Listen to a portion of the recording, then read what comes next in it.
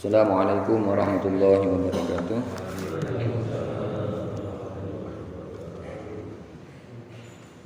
La hadratina Mustafa Rasulullah sallallahu alaihi wasallam wa ala alihi washabbil kiram. Wa ila hadrat ikhwanihim min al-anbiya wal mursalin wal awliya wasyuhada was salihin was sahabati wat tabi'in wa tabi'in wal ulama min amil musannifin wa jami'al malaikatil muqarrabin khususan malaikatil jibril wa mikail sirafil mu'azzirina alaihim salam. وإلى حضرة أبي الحسن الشاذلي وإلى حضرة الشام قدر جيلاني رضي الله عنه وإلى حضرة مصنف هذا الكتاب العام الشيخ محمد بن قاسم الأغزي وإلى حضرة آبائنا وأمهاتنا وأجدادنا وجداتنا وأعمامنا وعماتنا وإخواننا وأخواتنا وأقربائنا وذريتنا ومشايخنا إلى حضرة من ولى هذه القرية ومن فتح شهد الله لهم الفاتحة. أعوذ بالله من الشيطان الرجيم. بسم الله الرحمن الرحيم. الحمد لله رب العالمين الرحمن الرحيم مالك يوم الدين إياك نعبد وإياك نستعين اهدنا الصراط المستقيم صراط الذين أنعمت عليهم غير المغضوب عليهم ولا الضالين آمين. مولاي صل وسلم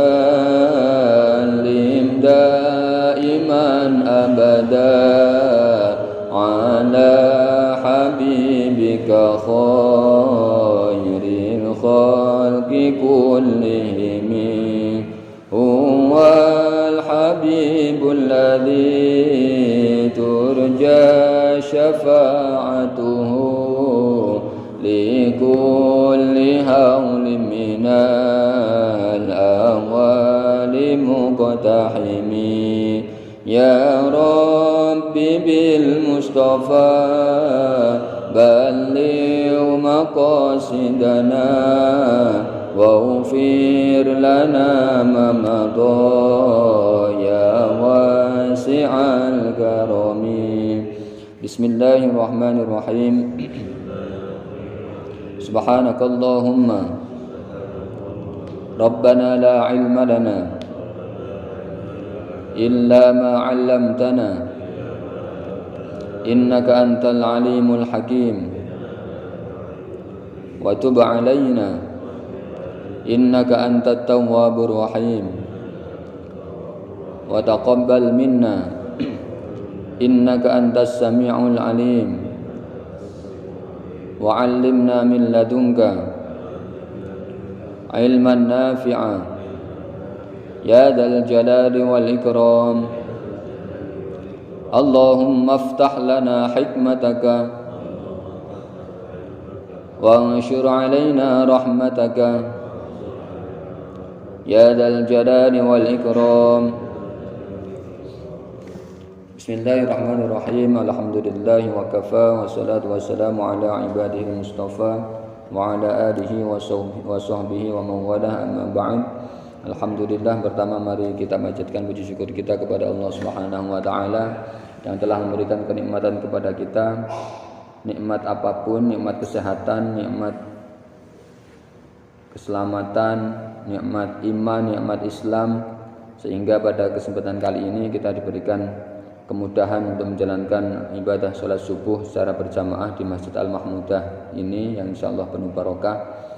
Kedua kalinya sholawat beserta salam semoga tetap kita sanjungan kepada baginda kita Nabi besar Muhammad sallallahu alaihi wasallam yang syafaat beliau selalu kita harapkan kelak di hari kiamat nanti.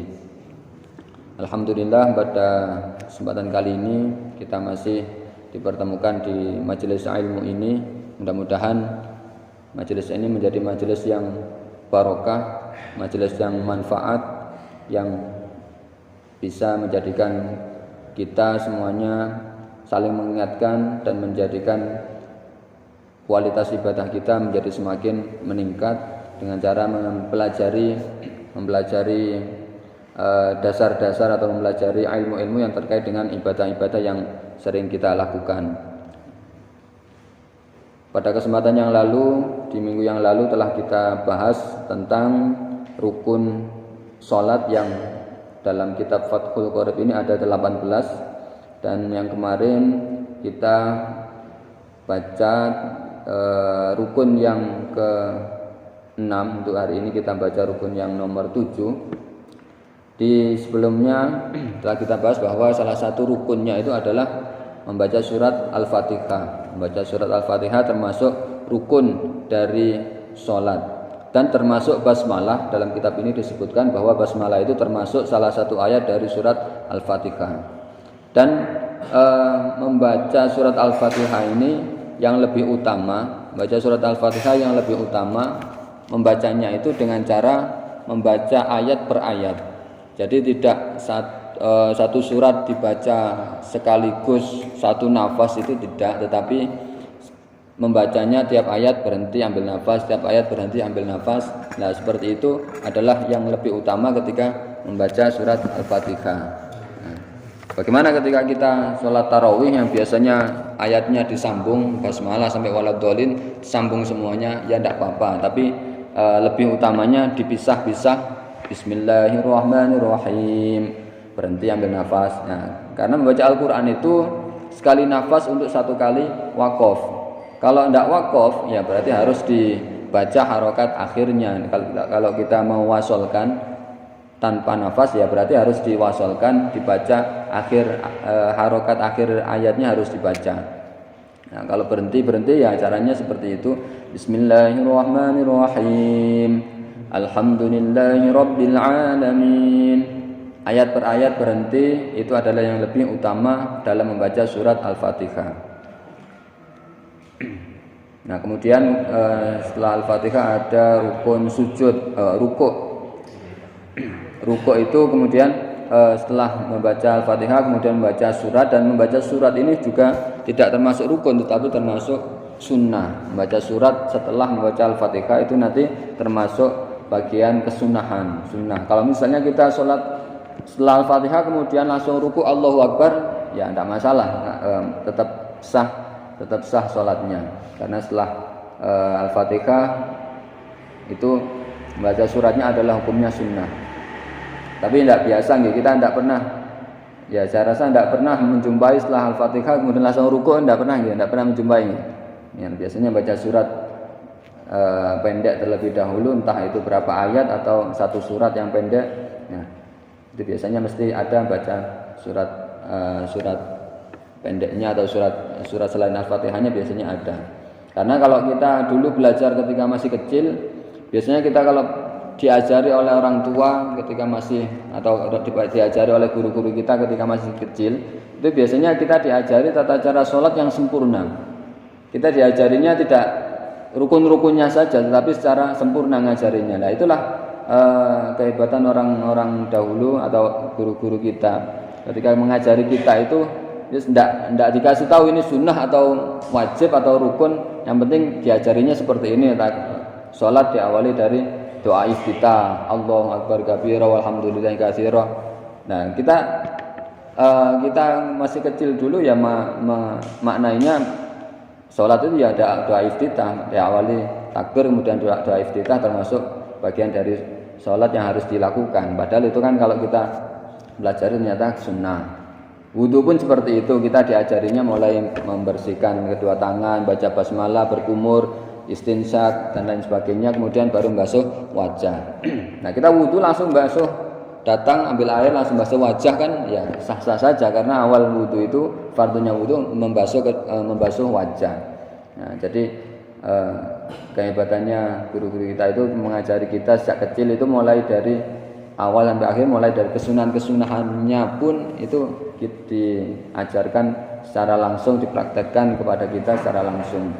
Jadi kalau orang awam biasanya, orang awam yang tidak ngerti ibadah sholatnya ini termasuk gerakan-gerakannya, mana yang rukun, mana yang sunnah, mana yang makruh atau yang lainnya. Nah, itu biasanya orang awam itu kebanyakan mengartikan ya semuanya itu termasuk wajib dan harus dilakukan ketika sholat. Nah, maka ya lebih bagus diajari orang-orang dulu, diajari melakukan sholat dengan secara sempurna, baik sunnah ataupun yang rukun ataupun yang wajib. Selanjutnya bismillahirrahmanirrahim, kita lanjutkan rukun yang ke-7. Qala al-musannifu rahimahullahu taala wa nafa'ana bihi wa bi 'ulumihi wa amattana bi asrarihi wa a'ada 'alaina bi barakatihi amin ya rabbal alamin. Wasabi'u utawi yang nomor 7 utawi rukun yang nomor 7 iku ar-raf'u mengangkat. Ar-raf'u mengangkat minar ruku'i saking ruku'. Wal i'tidalu dan i'tidal. I'tidal itu posisi setelah gerakan setelah rukuk berdiri itu namanya i'tidal. Qaiman hale wong kang ngadeg alal hayati ing atase tingkah allati kang kana ono apa alaiha ing atase hay'ah iku qabla ruku'ihi ing dalam sadurunge rukuke wong min qiyami qadirin saking ngadege wong kang mampu wa qu'udi ajizin lan lungguhe wong kang apes yang tidak bisa berdiri anil qiyami saking berdiri. Jadi yang ketujuh ini bangun dari rukuk.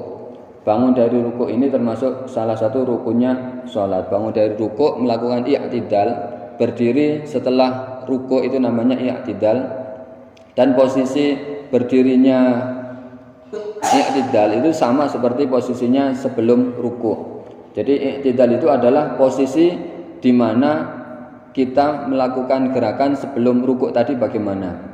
Kalau kita berdiri, kalau kita mampu berdiri berarti gerakan i'tidal atau posisi i'tidal itu ya seperti kita sebelum rukuk. Kalau kita sebelum rukuknya berdiri ya berarti berdiri.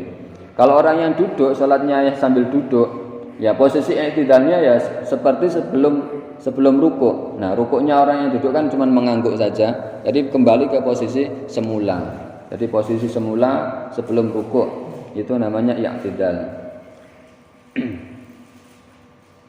Ya, dalam posisi i'tidal ini karena redaksinya melakukan gerakannya seperti posisinya seperti orang sebelum rukuk. Kadang ada orang yang i'tidal itu ada yang tangannya lembeh gini nggih, yang lembehan, ada yang sendakep lagi ketika i'tidal, ya itu sama-sama benarnya.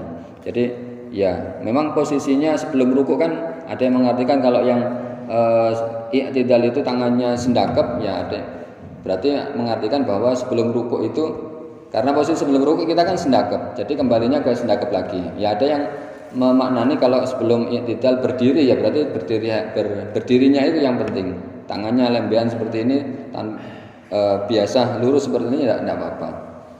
Tapi masalahnya ketika kadang kita melihat orang ketika bangun dari rukuk kemudian tangannya bergoyang-goyang itu berayun-ayun, sami Allahu liman hamidah, berayun-ayun seperti ini. Lah, ini yang rawan. Maksudnya ketika gerakannya itu lebih dari 3 itu bisa membatalkan sholat. Karena bergerak 3 kali yang mencolok itu termasuk hal yang membatalkan sholat. Maka ketika kita bangun dari rukuk, ya, jangan sampai tangannya itu bergerak-gerak lembeh-lembeh seperti berayun-ayun, jangan. Jadi sami Allahu liman hamidah langsung diam, jangan diayun-ayunkan tangannya, ya langsung didiamkan. Nah, kadang anak kecil buat mainan tangannya diayun-ayun sampai banyak, lebih dari 3 kali gerakan, ya itu bisa membatalkan sholat. Wasaminu tawi kang nomor 8 rukun yang nomor 8 iku at-tuma'ninatu tuma'ninah fihi ing dalam i'tidal ay al-i'tidali di dalam i'tidal. Tuma'ninah di dalam i'tidal. Kemarin sudah saya jelaskan bahwa tuma'ninah itu adalah berhenti setelah bergerak. Berhenti setelah bergerak. Setelah bergerak itu ada berhentinya. Nah, minimal tuma'ninah itu ya minimal tuma'ninah itu sekiranya orang membaca subhanallah. Misalnya rukuk Allahu Akbar, baca subhanallah langsung berdiri. Ya, jadi sekiranya orang baca subhanallah rukuk, subhanallah berdiri, subhanallah berdiri. Nah, itu minimal tuma'ninah itu orang membaca subhanallah. Nah, itu sudah dihukumi itu makninah. Itu minimal, tapi kesunahannya membaca bacaannya 3 kali. Subhana rabbiyal azim wa bihamdi. Subhana rabbiyal azim wa bihamdi. Subhana rabbiyal azim wa bihamdi. 3 kali itu untuk rukuk. Ya, tapi minimal itu tadi, minimal tumakninah itu sekedar orang membaca subhanallah. Nah, berdiri lagi. Tapi dalam posisi yang sempurna rukuknya. Posisi sudah rukuk, subhanallah, berdiri. Nah, itu minimalnya. Jangan masih perjalanan, masih tengah-tengah perjalanan rukuk, subhanallah, belum rukuk sudah subhanallah lah. Itu kan belum dihitung. Jadi subhanallahnya itu mulainya ya posisi sempurna rukuk atau misalnya sujud ya posisi sempurna sudah sujud, subhanallah. Nah, itu minimalnya segitu. Kadang kita belum nempel sujud, sudah perjalanan sujud masih bergerak, sudah baca bacaannya. Lah itu kan sebenarnya masih belum waktunya baca, tapi sudah dibaca ketika perjalanan, dicicil gitu. Nah, itu belum dihitung. Nyicilnya itu belum dihitung dalam kategori lama.